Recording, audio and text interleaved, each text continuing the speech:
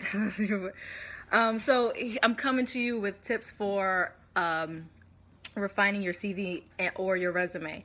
Now, some key differences to note about the CV and resume is that your CV is a more detailed, longer, definitely longer document. Mine, I think, is probably 11 pages or something like that. I don't know. Could be somewhere in there. And, you know, it's your curriculum vitae, right? CV, your curriculum vitae, your life course, the course of your life. So you're telling the whole story through these very short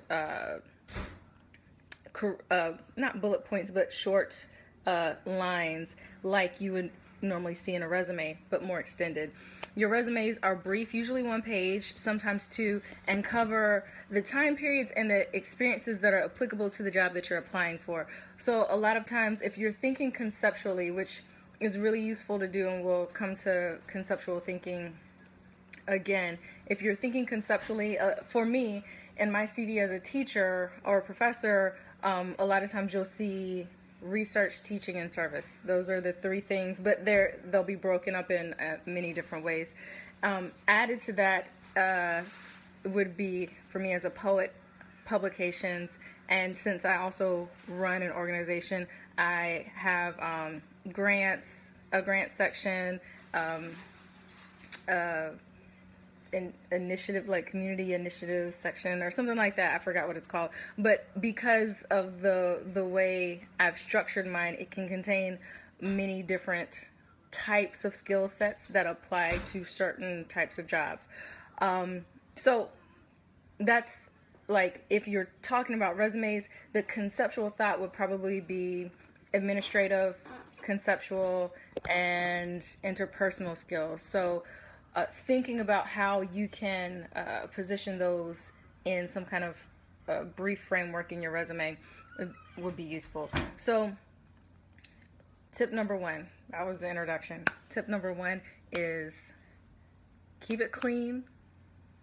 Clean, like cleanliness is like next to godliness, like your grandmother put this thing together. Keep it clean, visually clean, right? And easy to glance through. So if I'm applying to a job, easily 200 other applicants are applying too. And that means somebody or somebody's have to flip through all these CVs. And it's best to use headers strategically, use section breaks strategically, not section breaks, the Word document function, but section breaks visually on the page. Tabs, bold. Don't use italics unless you're talking about something that has been published. Then put the title in italics. Bullet points are iffy. Bullet points you're more likely to see in a resume, but you also might see in a CV. Use the white space. The moral of the story is think of this as a visual document. Clean it up, use the white space strategically so that the person who does not know you and does not care about you, that person's eyes are drawn to the things that you want their eyes to be drawn to. That's tip number one, A. Tip number 1A. Tip number 1B is do not be creative with your format. I'll take that back. You can be creative in very professional ways. Don't change the font style. Don't do anything funky with font sizes. Keep everything left justified. For the most part, don't center things unless maybe you're doing a header. Maybe that can be centered, but it's safe to keep everything left justified, except for your name, address, and all that information at the top. You want to, this bleeds into tip 1C, make sure that the document is scannable. So you want the person to be able to scan down and see all the titles and all the dates. Titles, dates, all the way through your document. If you're talking about the CV, which, you know, since it's such a long document, the person needs to be able to catch those things as they go straight down, see any gaps in your work experience, and then maybe look for where those gaps may be filled in with like fellowship experience or something like that. For your resume, you also want it to be visually clean. Even though it's a shorter document, it's more essential that it's visually clean, that it doesn't seem cluttered. So if you know there shouldn't be like big blocks of paragraph text. If you need a short description, put a short description there, but no big blocks of paragraph text. And I would also advise the same thing for your CV, although you can get away with it if you have the scan down title. This is my left hand. Titles on the left margin, dates on the right margin, or vice versa, or however you choose to do it. I do it that way so that they're both separate. I just visually, I like it separate, not back to back, so that they're looking at date, title, date, title, date, title. It's like reading a sentence versus glancing down at a couple of words or a couple of numbers. So be careful of large blocks of text. Don't get too creative. Be very, very cognizant of fulfilling a convention, right? This document, the resume and the CV, they are conventions, and people expect to see certain things. So for my field, they expect to see education come first, and then something else might come after that. Fulfill those expectations, and then impress them with the content that you include, right? Not the design, like the nice paper and the icons or whatever. You want to make sure that you are just keeping it as professional and conventional as possible. Now, with that being said, your sections are super important. For your CV, you won't tailor that too much for the opportunity that you're applying for. The only way you might tailor it, and something that I have to do, is to put the most important sections first. So normally my education has to come first, and then maybe my organizational work if I'm applying for an organizational opportunity, versus my teaching work, my teaching experience if I'm applying for a teaching job, versus my sometimes publications. Usually that doesn't come by first, I mean second, after education. Usually that doesn't come higher up, usually because more people have publications. Like, that's something that would come further down. I'm going to talk about competitiveness in a second, so that we can talk about that more in depth. But this is super essential. Putting the sections in order of importance for the job, tip 2, is super important for your resume. Because it is a shorter document, the shorter it is, the more strategic that you have to be with the space you're allotted.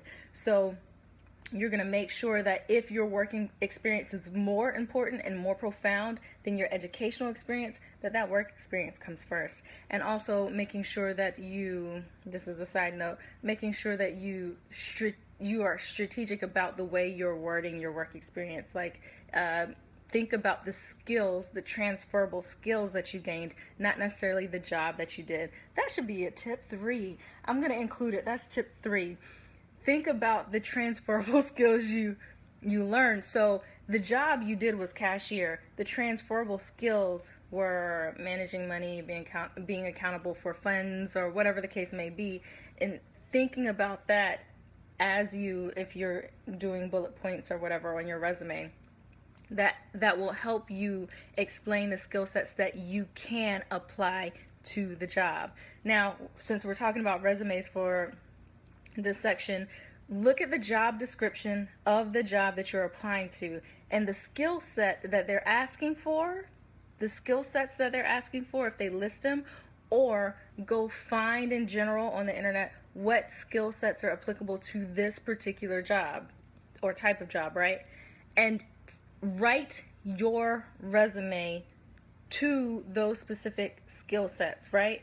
So if you know that you're going to have to manage grants, also be great with customer service, also take orders from supervisors, several different supervisors, something like that, then you need to go back to the jobs that you have had and see where you can find occasion to bring those transferable skills out under those jobs that you have had. I hope that makes sense, so that you're saying to them very directly, I am a good fit. Fit is that word, that dangerous word. I'm a good fit for this job because I've done these things that you need me to do in this job. So it's different from just saying, yeah, I've done administrative work, or I've been a cashier, or whatever the case may be. It's saying, no, here are the skills that I've learned and I can apply these to your job. So that, I made up a tip 3 on the spot. Tip 4, whether it's, typically you're writing you are writing your resume based on whatever job you're applying for, even though you keep one on file. But definitely for your CV, this tip applies. The tip is update it frequently, every week or every month or whatever, however your schedule allows. Update it frequently, because what will happen is you will get 6 months into the year, realize that you've done some amazing things, but you can't remember what they were, and you'll have to spend 30 minutes going back into your email to find whatever it was you did. And remember, the CV is your curriculum vitae, it's your life course, which means that if I start my CV in 2016, I have to go back to 2009 or earlier to find things that I did that were important for building my life course, right? For building this career that I've been trying to build. So it's really difficult to start because you have to go so far back. But once you start it, keep it updated on a regular basis so that you don't ever have to do all that digging again. Like, what was that? Something on Maine. What was it called? I know it was in the fall of such and such year because there were leaves on the ground. You don't have to do all that. So update it frequently. That's tip 4. Tip 5, focus on skills and accurate descriptions. What people often try to do, this applies for both resume and CV, they often try to use really fluffy adjectives that so instead of saying manage money efficiently or something like that, or maybe that's it, like that's kind of vague, it doesn't really mean much. But if you can say something that is a little bit more direct, which is to say the drawer was accurate 90% of the time, or something like that, or that I increased sales by 4% during this time period, something that shows in measurable, empirical terms that whatever it is you did well, not just manage money efficiently. Like, that's nice or whatever, but I assure you, not everybody else, 70% of your other applicants will have something like that, language like that on their resume. So you want to make sure that you stand out with verb-driven language that is very empirical.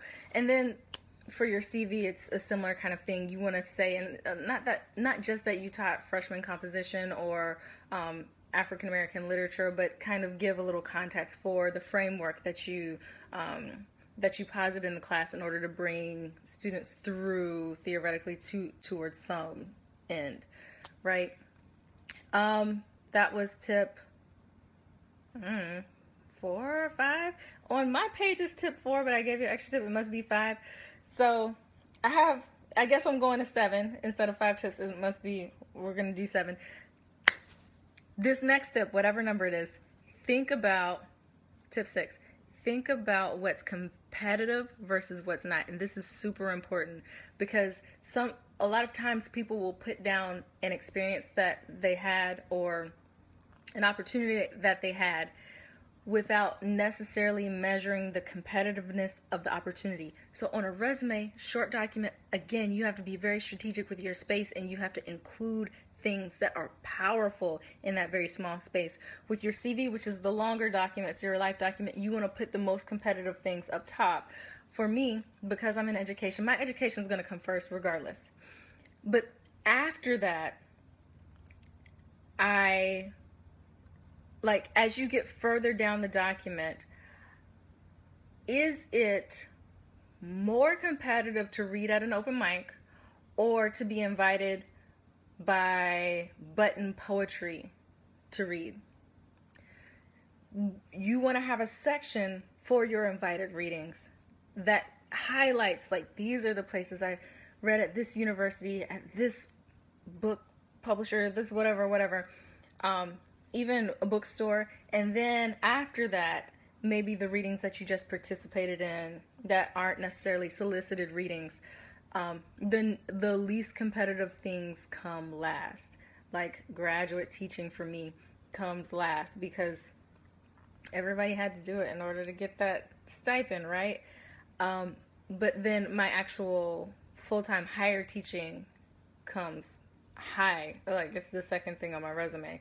So be strategic about the competitiveness of the thing. If do you really want to include that you slammed as competitive, or do you want to include that you won Queen of the South, or that you won Southern Fried or MPS National Poetry Slam? Those should be higher up than, and I also go to such and such bar on Wednesday nights. See the difference? Like, make sure you're very cognizant of how competitive your CV and resume look. And the final tip is just include a reference page. I'm not sure about resumes for this one, but for CVs, at the end of it, include it, keep it updated, so that whoever is asking for it already has it and does not have to then circle back to you after they just read 200 or more applications, then go back and contact you. It's just as the last page. I was recommended this by a mentor who I highly respect, so I do it all the time. And since it's just the last page of an already thick document, it's not like I'm sending a teaching statement and a cover letter and all these other things that they didn't ask for. It's just like it continues the same format as my CV. So it looks like the same document. The page number continues from what was previous. So it all looks like part of the same flow. It looks like part of the same document, and they have it if they want it to go ahead and reach out to my references. So that's it. Short, I think. I hope. Short, to the point. If you have any questions about CVs or resumes, please reach out. I'll do my best to answer them. And I have to tell you, we got an email from, I don't know if I can say her name because it was an email, so maybe privacy issues, but she was raving about Monifa's vision boarding video, which was the first one that we did. So scroll down to that, check it out. But she had an idea that you should vision board your book of poetry, like before it's written. You should vision board it. Like, that completely blew my mind. What would that look like? I feel like that's something we should try to do when we're at the retreat. We should just see what comes of it. Like, drop a whole bunch of magazines in front of the poets and say, now vision board the way your book either looks or the content it contains. I think that could be super cool. That's it for me. As always, donate buttons below. T-shirts. We have really cool t-shirts. Check out our website and send us an email if you want to. If you don't want to comment below here, send us an email if you want. twhtribe at twhpoetry. Our website is twhpoetry.org. I didn't give you the whole email, did I? Our email address is twhtribe at twhpoetry.org. So reach out. If you have any comments or anything else to add to this that could be helpful to others, please add it. Go look at our t-shirts. They're really pretty. Just look at them. You don't have to buy any, and that link will be below whenever I get a chance to put them below. But thank you guys for watching, and that's it. I'll see you at the lake. We'll be doing live stuff there in a few days. So yeah, see you then.